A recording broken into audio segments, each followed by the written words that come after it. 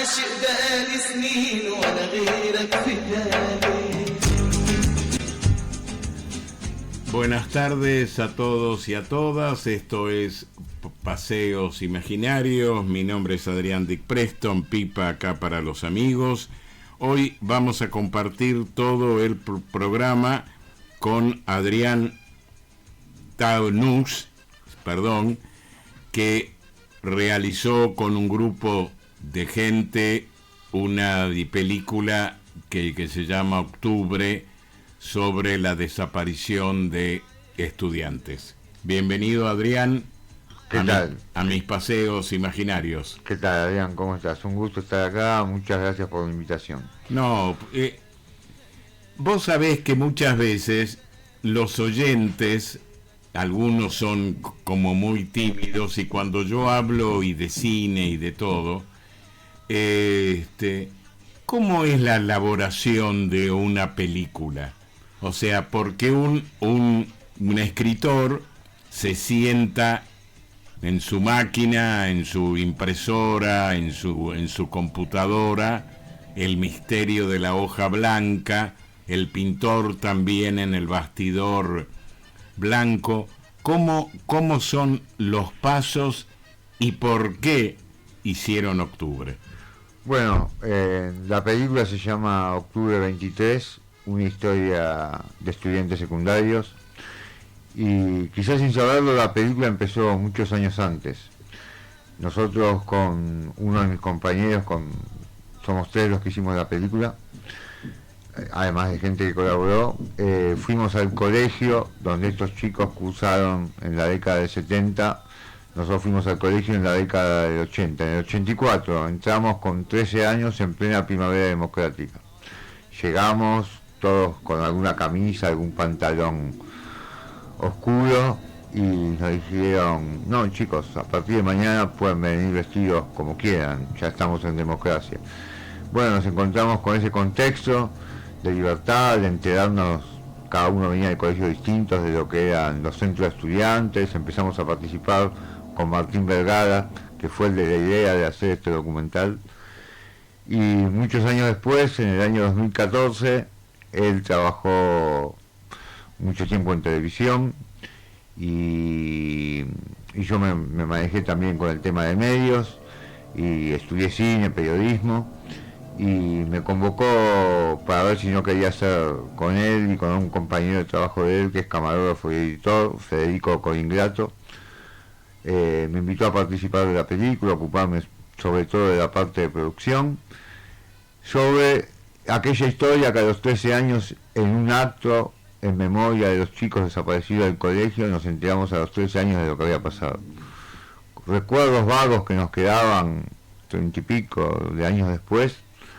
Un dato que teníamos, que en ese momento de preadolescencia casi nos había quedado en la cabeza, era que después del Nacional Buenos Aires y del Pellegrini, el Nacional Vicente López, que en la década del 60 y del 70 había sido un colegio de mucho prestigio curricular y un colegio muy politizado, y iba mucha gente de capital, que eso se habla en la película, muchos hijos de profesionales, muchos hijos de artistas, y con ese dato suelto ahí de que el colegio había tenido muchos desaparecidos, bueno, nosotros fuimos militando y trabajando en medios con el paso del tiempo, y decidimos empezar a investigar.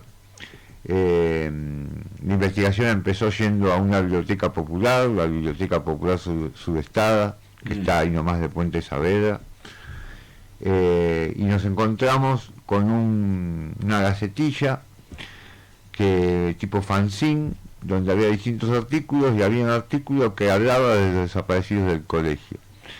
Ahí me fijé quién firmaba el artículo, era Mónica Paulino. Me puse a investigar con la gente de la biblioteca si se la podía ubicar, hablé con ella, y ella resultó ser una de las estudiantes que había sido compañera de aula los 5 años, porque ellos estaban en 5º año, de algunos de los chicos desaparecidos. Ahí Mónica me recomendó que hablara con Oscar Edelstein, que amigos de dos hermanas que son de estos 5 chicos desaparecidos, chicos y chicas. Y bueno, y empezamos a hacer las entrevistas, y a medida que íbamos haciendo las entrevistas nos íbamos enterando, íbamos viendo qué enfoque queríamos darle. Obviamente con las complicaciones de que cada uno tiene su trabajo, cada uno tiene su familia, los 3 teníamos hijos. Y bueno, y empezamos a grabar las entrevistas. Decidimos en cuestiones técnicas, por ejemplo, no poner luces. Nos parecía que tanto estéticamente como en esa intimidad que hay que tener con el entrevistado de un tema tan difícil de abordar, ¿no? Porque casi todos habían sido compañeros y amigos de estos chicos. También entrevistamos a Fernández Mejía, a Graciela, porque uno de los chicos de este caso en el Nacional Vicente López, por el Nacional Vicente López, hoy Escuela Media número 6, hay más de 25 chicos que desaparecieron, pero nosotros decidimos hacer un recorte para que no se inabarcable de estos 5 casos, que a todos los fueron a buscar, por lo que es evidente que fue un golpe de comando, a todos los fueron a buscar la madrugada del 23 de octubre. Por eso es que nosotros decidimos ponerle la película Octubre 23.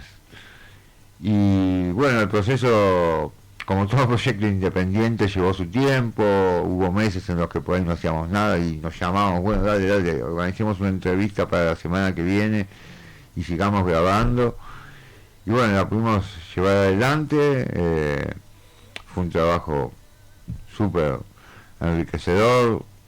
Conocer finalmente, también estábamos pagando una deuda con nosotros mismos, ¿no? De conocer esa historia que como chicos adolescentes habíamos escuchado, y tardamos 4 años en hacerlo. Tardamos 4 años. La primera jornada fue, nos enteramos por estos entrevistados que nosotros ya habíamos ido hablando, pero todavía no habíamos entrevistado. Tuvimos la primera jornada, que fue cuando se pusieron las baldosas en la puerta del colegio. Y con eso hicimos un videoclip con un tema muy lindo de rock nacional. Y bueno, y después, bueno, terminamos las entrevistas, mucho tiempo de edición, de mandarnos los crudos, ¿no? Acá esto podría ser así, podría ser allá, siempre con poco tiempo de reunirnos. Por suerte ya existía el WhatsApp y solucionaba todo. Federico, que como te decía, hizo cámara y edición, nos iba mandando los recortes, todos opinábamos, y tuvimos el privilegio. Nosotros empezamos en septiembre del 2014 y en octubre del 2018 la estrenamos a sala completamente llena en el Haroldo Conti. En el medio nosotros empezamos la película bajo el gobierno de Cristina y la terminamos bajo el gobierno de Macri. Entonces fue un momento difícil, pero bueno, por suerte en aquel momento todavía el Conti podía funcionar. Al poco tiempo le robaron cosas, desaparecieron parte del equipo del Conti. Y bueno, la estrenamos. Y no casualmente, Conti también es un desaparecido. Y no casualmente. Y no casualmente. Estudió donde estudié yo, en el Colegio Nacional número 6, Manuel Belgrano, Ecuador, entre Mansilla y Paraguay. Mirá. Haroldo Conti. Y bueno, y la estrenamos ahí en el Conti en octubre, y después hicimos un recorrido vasto sobre todo por zona norte, por Tigre, por Olivos, por Vicente López, por Florida, por Villa Martelli, en centros culturales que nos convocaban, que se enteraban, que nos conocían de nuestra militancia por el barrio. Y después, lo que fue muy lindo también, muy gratificante, que nos empezaron a invitar del interior del país, una ex alumna que por el Facebook, que nosotros empezábamos a publicar cosas antes del estreno, se enteró y vino del Río Cuarto al Conti a ver el estreno. Y ella tiene con el marido una sala de teatro, dan clases de teatro en el frente de la casa. Primero, para que te des una idea qué tipo de matrimonio es, primero hicieron la sala de teatro y después terminaron la casa. y nos invitaron. Después nos invitó un muchacho que por el trabajo mis compañeros Martín y Federico conocían, que era del sindicato de televisión del SAT, y se había vuelto a vivir a Trenquelauquen, y también nos invitaron con un hospedaje que nos brindó el SAT, un departamento muy lindo, y fuimos también a Miramar, nos invitó la gente de Derechos Humanos de municipio General Alvarado, pero bueno, todo el mundo lo conoce como Miramar. Nos invitaron allá, y el muchacho de Derechos Humanos que nos invitó, de la Secretaría de Derechos Humanos, había sido de Zona Norte y había estado detenido en dictadura, y a la semana lo soltaron. Ahí en Zona Norte había sido la patota de Patti, había estado detenido bajo la patota de Patti. Y como te comentaba antes de que empezáramos la nota, en todas esas presentaciones, en esa estúpida discusión de si son 30.000 o no son 30.000, es increíble a cada barrio que vas, a cada provincia que vas, la cantidad de gente que se acerca y te dicen: acá tenemos 20 desaparecidos, acá tenemos 30, que hubo 15, que hubo 10. Y también mucha gente que estuvo detenida y que zafó, ¿no? Los sobrevivientes.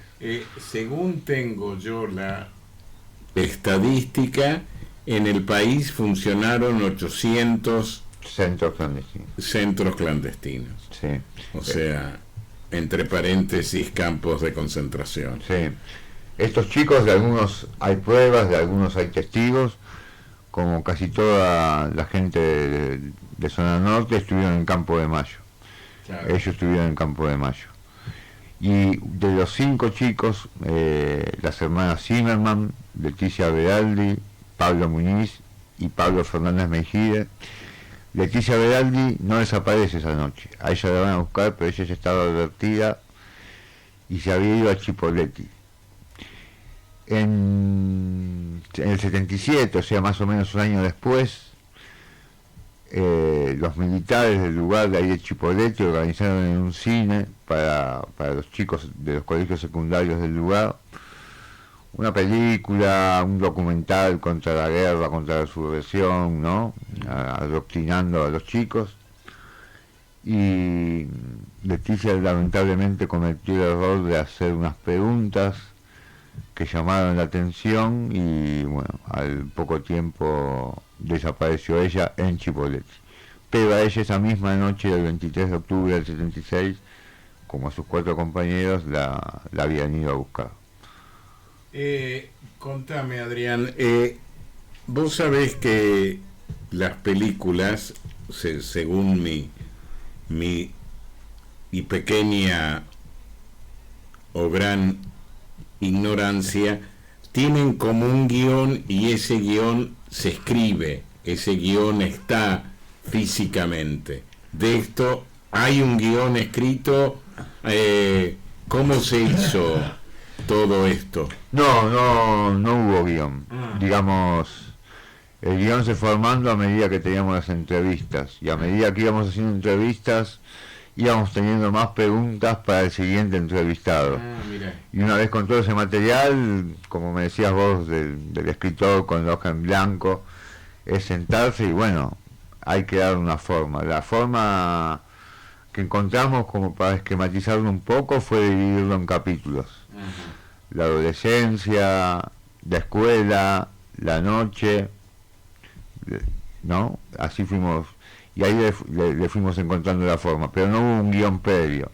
Digamos, nos fuimos encontrando con el material, y por ejemplo en un momento lo entrevistamos a Pablo Yonto, que es el abogado de casi todas, sobre todas las causas de Campo de Mayo. Él llevaba las causas, tuvimos acceso, que se ven en la película, acceso a los legajos, porque en aquel momento los padres de Muñiz presentaron un habeas corpus, entonces había un legajo. La vicerrectora del colegio dijo: sí, vinieron 2 personas que dijeron que eran policías, pero vinieron de civil, y preguntaron por los chicos. Incluso cuando nosotros éramos alumnos estaba ese mito, esa leyenda de que desde el colegio los habían entregado, y se acusaba a una directiva en especial, que cuando nosotros cursamos era vicerrectora. y después cuando empezamos a hacer la película, averiguando gente que había cursado en los 70, muy por el contrario, ella advirtió a las familias de que se fueran, de que no, de que dejaran por un tiempo de ir al colegio. Pero en cambio, en ese momento ella sí era rectora.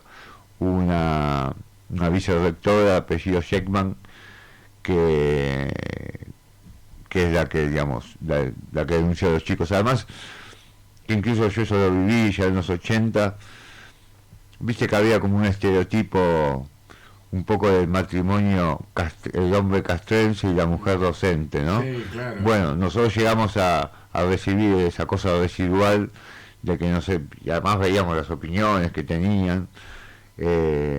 Muchas de las docentes de los 70 y los 80, los maridos eran militares.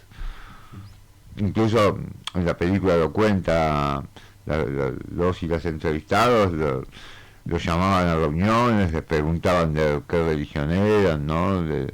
Así a modo de confesionario. El Nacional Vicente López en los 70, los 80 era un colegio que tenía, digamos, bastante población judía, y digamos, y se los perseguía así cara a cara, ¿no? Preguntándole a cada uno de qué religión era, como si eso importase un colegio público, ¿no? Un colegio de educación pública. Sí, sí.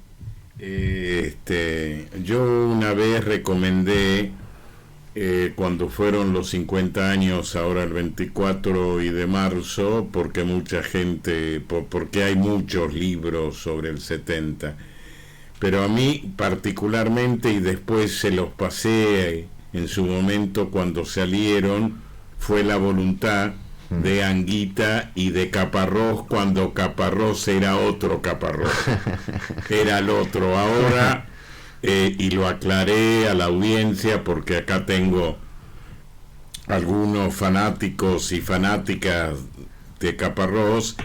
Parece que la enfermedad de que tienen, o no sé si es una fibromialgia o esclerosis múltiple, lo ha amortiguado en sus comentarios, ¿no? Sí. Porque en su momento, con el ingeniero, otro nefasto y presidente que hemos tenido, se veía muy el kirchnerismo y Cristina y la cámpora, las madres, las abuelas, vituperaba todo eso. Y bueno, sinceramente me pareció un libro impresionante, ¿no? Terrible. El segundo tomo tardé como 6 meses en leerlo. El tercero ya es un poco más, dentro de todo, más agradable, dentro de lo que pasó con la dictadura. Y ahí habla que entre el 20 y el 30% de los desaparecidos eran judíos. Sí, lo ves en la silueta. Claro. Ves que muchos de esos apellidos, bueno, y se sufrían una persecución ahí en el colegio. Pero, bueno, el colegio, por suerte, mantiene su espacio de memoria. Por la noche en el colegio funciona un profesorado, el profesorado de Educación Superior número 39, Jean Piaget, y muchos de algunos de estos entrevistados de la película eran docentes de ahí. Entonces, como en el colegio y en el profesorado está todo el tiempo, ¿no? El tema de los desaparecidos del colegio, porque incluso nos pasó, me acuerdo, en una presentación, que una de las listas, había elecciones en el centro de estudiantes del profesorado, se llamaba, no me sale el nombre, Falcón, por la chica de la noche de los lápices. Y una de las exalumnas, que había sido compañera de ellos, Adriana Tahuada, que es un referente de la militancia de los derechos humanos en zona norte, ella había les dijo, ¿cómo se van a llamar Falcón? Porque, digamos, con que el Nacional Vicente López tiene su propia noche de los lápices, ¿no? Claro. Teniendo, como te digo, es más, nosotros hicimos, cuando terminamos la película y se había puesto la baldosa, creo que eran 16 o 17 los que estaban en las baldosas, y cuando la presentamos ya habían aparecido 8 casos más. Entonces es viste, sobre todo hay que tener en cuenta, ¿no? Vicente López, una ciudadanía bastante gorila, Me imagino. viste, o el macrismo, la libertad avanza, o como le quiera llamar, gana con el 60 y pico% de los votos. Entonces era difícil, pero digamos, se mueve mucho en el municipio, incluso en los otros barrios, en Murro, en Villa Martelli, hay mucha gente muy militante de derechos humanos y es difícil, ¿no? En otros barrios por ahí es más fácil, Vicente López, San Isidro son barrios difíciles y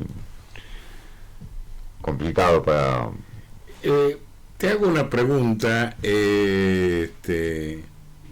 Vos sabés que yo tengo un hijo de 43 años y que a los 6 o 7, y él no siempre y se acuerda, con mi primer mujer, lo llevamos a Plaza de Mayo porque estaba el tema de los cara y pintadas. Bueno, y siempre está sumamente actualizado y sabe lo que yo hice y lo que leo y todo. Decime alguna razón de que vos, por haber hecho esta película dedicada a 5 desaparecidos que fueron 18 hace 50 años, hay como una generación de 20 y 30 años que desconoce qué pasó en la dictadura y si hubo dictadura. Sí, mira, eso nos pasó mucho en las presentaciones, por ejemplo en esta que te contaba del matrimonio que tiene la sala de teatro en el frente de su casa. Ellos tienen grupos de teatro, hicimos 2 funciones ese fin de semana que fuimos, y la de domingo era sobre todo para chicos jóvenes de la escuela de teatro. Y el audiovisual tiene algo muy fuerte, ¿viste? Creo que, no sé, neurológicamente llega de otra forma. Y los testimonios de los chicos eran, la verdad que te dejaban helado, ¿viste? Los chicos te decían, para nosotros verlos en persona ahí contando es mucho más fácil, entiendo mucho más todo que leerlo, que por ahí leerlo, uh-huh. ¿no?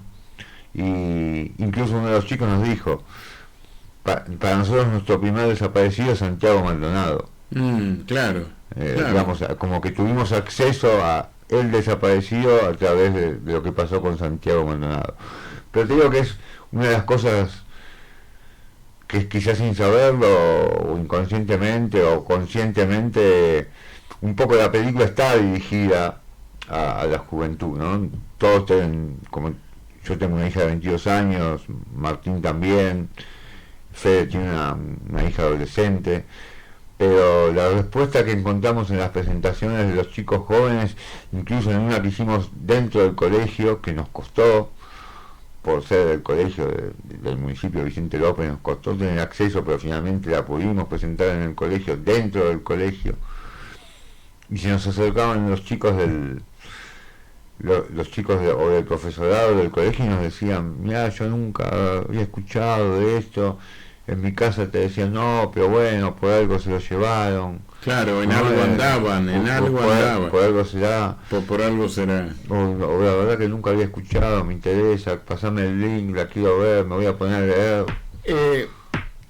Ahí me parece de que metiste algo interesante. Qué cosa rara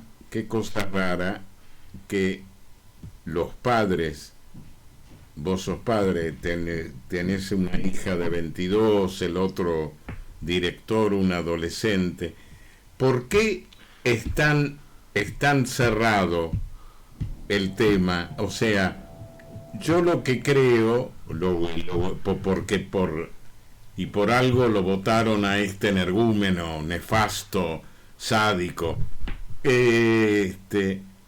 algo pasó en tu generación y en la anterior y con respecto al pasado. Hay como un manto de neblina, como de otra que blackout, una cortina espesa que diciendo de eso no voy a hablar con mis hijos, ¿qué pasó? Y tuvimos la guerra de Malvinas. Sí. Y mucha gente, año 82, 43, 44 años, mucha gente joven desconoce lo de la guerra. Que por eso vos decís mágicamente el primer desaparecido es Santiago Maldonado. Claro. Y el primer muerto en democracia fue el maestro Fuente Alba. Fuente Alba. O sea, que para mí eso fue el detonante para que Néstor no esté más con nosotros. Lo mataron y le plantaron el cadáver ahí a Néstor. Qué cosa rara, porque es gente trabajadora, clase media. Yo no creo, nunca estuve con los hijos de clase alta, pero no sé si a la clase alta que hizo mucha plata con las dictaduras, mucha,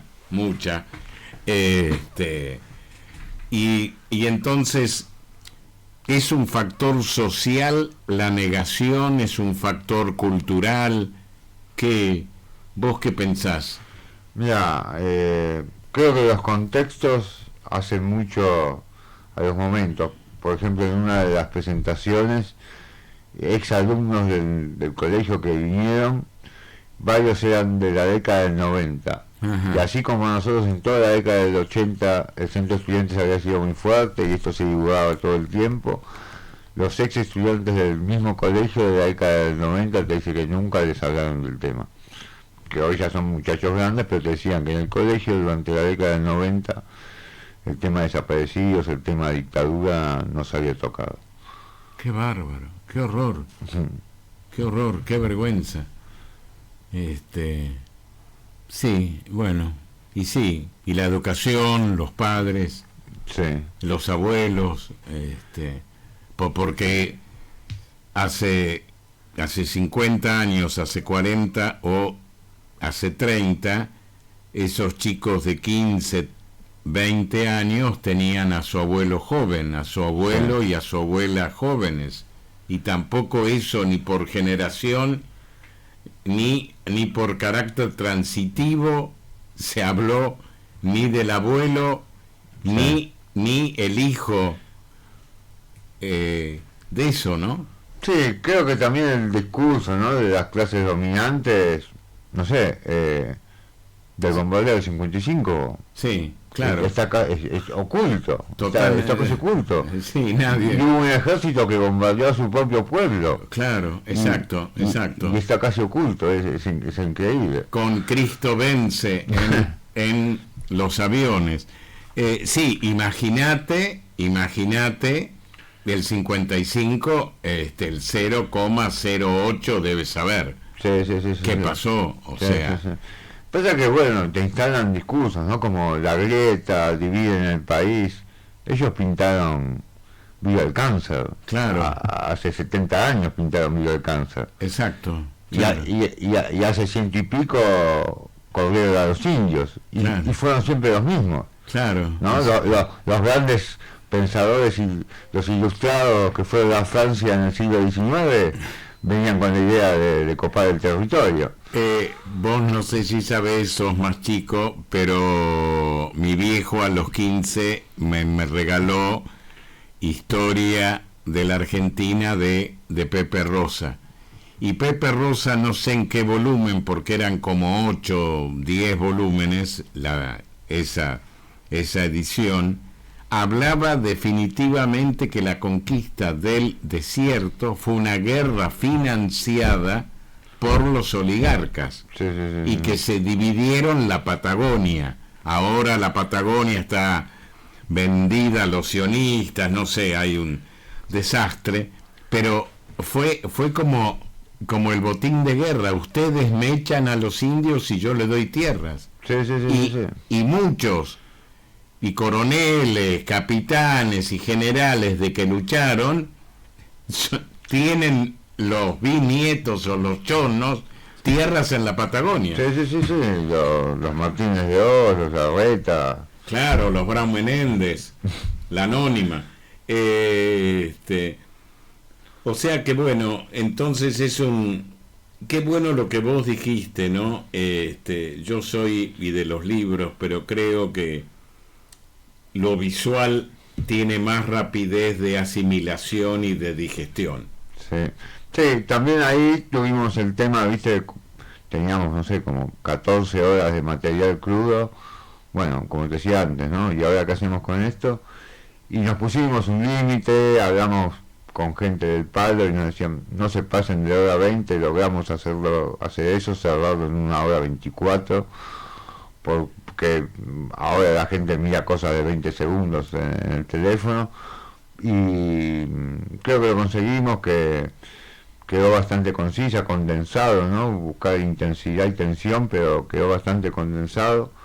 Y nada, quedamos muy satisfechos. Y bueno, ahora este año que se cumplen los 50 años, así como del golpe, del caso en particular de estos chicos de octubre 23, la idea es retomar el camino de las proyecciones, ¿no? Difundir el tema. Y bueno, para los oyentes, la película, como por un tiempo la tuvimos como cerrada, porque la idea era presentarla en festivales. Fue seleccionada en un festival de Rumania, en otro de España, en otro de México y en uno acá de Argentina, el FICIP, el Festival de Cine Internacional Político. Y no pudimos viajar, algunos porque fueron justo en pandemia. El de Rumania no, fue una lástima, se hacía en un castillo medieval el festival. ¡Wow! Nos daban una semana alojamiento y comida, pero estábamos en el macrismo después de la crisis del 2018 y el pasaje creo que salía de Rumania $2.000, así que nadie pudo viajar, pero se proyectó. se proyectó. Y en México, como justo se desató la pandemia, se pasó en canales estatales. Mira vos. Digamos, los canales estatales mexicanos y algunos creo que privados decidieron darle algún horario de la grilla a las distintas películas de las distintas secciones, y teníamos un amigo que vivía en México en el canal ese que le iban a pasar, y nos mandó la fotito con el loguito del canal de la televisión. Y después, bueno, después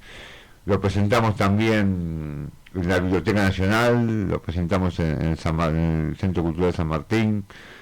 No, la verdad que la experiencia con la película fue muy buena. En un colegio de General Las Heras en Mendoza se pasó durante una semana a más de 900 chicos de colegios secundarios. Mira vos.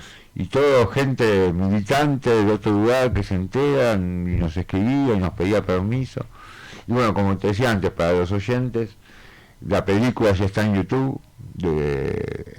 Cuando en el 2020 se genera la pandemia y Alberto decreta el ASPO, decidimos subirla a YouTube y la buscan, se encuentra fácil como Octubre 23, una historia de estudiantes secundarios, ahí se encuentra. Ya, por suerte, ya tiene más de 50.000 reproducciones. Mira vos. Y nada, la gente del palo la ve y la pasa, mira esto, y bueno. Claro, lo más importante que se amplíe el palo, ¿no? Sí. O sea, que no la veamos nosotros, todos y todas, sino ese sector que no sabe qué pasó en ese colegio y en el Pellegrini, en el Ilse, en el otro, en Buenos Aires. El Pellegrini tiene la peli Flores de Septiembre, porque viste que a veces pasa que vas a una actividad en determinado centro cultural y decís, pucha, somos siempre los mismos 20, viste, nos conocemos todos, ya sabemos qué opinamos, viste. Claro. Por eso está bueno, viste, llegar a colegios, a profesorados, a la gente joven, viste. Y bueno, y el tema de las redes sociales, esto, que te gustó la película, se la pasás a otro chico, a otra chica, le pasás el link de YouTube y la podés ver. Estamos en abril, Adrián. Sí. En octubre, ¿qué va a pasar con la película? Y mira, estamos viendo de si hacer varias proyecciones, de hacer una sola grande y dónde. una idea es hacerlo en el municipio, que tiene un cine teatro, el Cine Teatro York, muy lindo, así con plateas, tipo cine antiguo. Y otra idea es la Biblioteca Nacional o el Centro Cultural San Martín. Estamos viendo si hacer una proyección o varias, ¿viste? Tema, bueno, ahora como que, digamos, el frenesí, el boom de la peli ya pasó, cada uno está en sus cosas, mis dos compañeros están en otro proyecto muy interesante, se llama Historias Desobedientes, sobre los hijos de los represores. Acá estuvo Analía Kalinek. Bueno, ella es la protagonista de la película. Ah, mira. Ella es la protagonista de la película. Sí, la entrevisté apenas volví en La Cara Invisible. Sí. De estos hijos de represores que se cambiaron el apellido al enterarse quién habían sido sus padres, ¿no? Sí, ellos están haciendo, ya está terminada, están buscando a ver dónde pueden estrenarla, buscando el lugar indicado. Así que nada, la verdad que la experiencia de la película fue tremendo, muy fuerte. Nos pasó cosas, por ejemplo, con Fernández Meijide. Llegamos a través de un contacto, pero no dejábamos de ser tres muchachones de 40 años que íbamos un día a la casa con cámara, trípodes y a entrevistarla. Todo muy bien, muy buena onda. Y una cosa que pasó fue que un día le escribí, digamos, yo me ocupaba de eso, del contacto con los entrevistados, de organizar todo. Le pedí si tenía fotos y nunca me contestó, ¿no? Mira De vos. entrada ni me contestó. Un día que hicimos en un centro cultural también de ahí de Vicente López, Tiempos Modernos, hicimos como una van premier invitamos a todos los entrevistados como para que la vean, porque como todo documental, todos los entrevistados te tienen que aprobar que la película se difunda. Y bueno, Graciela no podía venir y generamos un link privado de YouTube para mandárselo y que nadie más tuviese acceso. Y le digo, mire, acá le mando el link, ya que usted no va a poder venir, queremos que la vea, que diga que le parece bien la película, que la prueba para que sea difundida. Y a las 24 horas, sin que yo le pidiera nada, me mandó 10 fotos alucinantes, ella con Pablo y sus hermanos, de Pablo con su madre, o sea, con la abuela de Pablo. O sea, la película, a esa confianza que ella nos había tenido para que fuéramos a la casa, la película, digamos, le tocó el corazón y sin que volviera a pedirle las fotos, me mandó a mi mail como 8 fotografías. Bueno, de paso, ni olvido ni perdón, memoria, verdad y justicia. Acá no olvidamos lo de Gaza, acá no olvidamos lo de Irán. Me parece que hay una canción, El olvido está lleno de memoria, ¿no? Me parece que hay que refrescar y transmitir memoria. Me parece que es fundamental, que no podemos, vos dijiste, los 20, los de siempre, los mismos, hola, ¿cómo te va? O sea, traer gente para que conozca qué nos pasó, porque si no, estamos a merced del negacionismo. Sí, estamos en un momento complicado. Muy complicado. Complicado.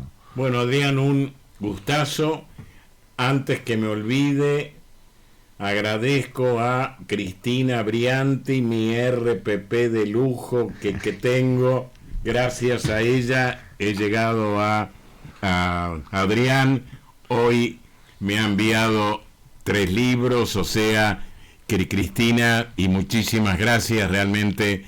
Con el primer mensaje, ¿por qué no lo entrevistás? ¿Qué te parece? Sí, urgente, que venga el tocayo. Gracias Romina, gracias FM Riachuelo. Estuve con Adrián Tanús, uno de los directores de Octubre 23. El título... Una historia de estudiantes secundarios. Y ya que decís uno de los 3 realizadores, No quiero dejar de mencionar a Sergio Faletti, que hizo el diseño gráfico de la película, y sobre todo a Jorge Chiquiar, ex alumno del colegio, que hizo los 5 años del colegio conmigo y con Martín, y que es músico. Él se dedica a eso, además de dar clases de producción musical, a hacer música para películas, Hizo y totalmente ad honorem la música hizo para la la música de película. la película, que cuando teníamos 13 años en los recreos tocaba, mira, me emociona, tocaba canciones de Silvio Rodríguez. Y vos nombrás a Silvio Rodríguez y mágicamente Chico Buarque esta semana viajó a Cuba a solidarizarse con este tema, la supuesta invasión que va a ser el Pato Donald, y Chico Buarque cantó con Silvio Rodríguez. Sí, hoy leía, hablando de Pato Donald, hoy leía algo muy interesante en página, hablando de los discursos y de los contextos, que siempre se presenta la guerra de Irak, la guerra de Argelia, la guerra de Irán, porque siempre se habla del atacado y nunca del que ataca, porque si no todas las guerras serían de Estados Unidos. Claro, claro. Antes que me olvide, me enorgulleció como católico todo lo que está haciendo este Papa en silencio y no darle bola al Pato Donald. Y aparte, un detalle fundamental que me impactó muchísimo, por respeto a la religión musulmana, entró a una mezquita y se descalzó. Eso es ética. Eso es ética y respeto, cosa que en este país no tenemos. Respeto a otras religiones. Está en este momento en Argelia, le replicó al Pato Donald, habla perfectamente inglés. Gracias, Adrián. Gracias a ustedes, gracias a las chicas, a las operadoras.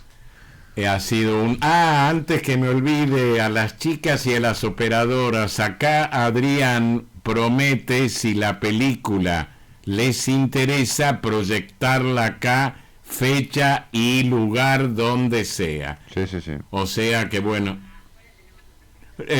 ya le conté y vi la pantalla. Disculpe, jefa espiritual.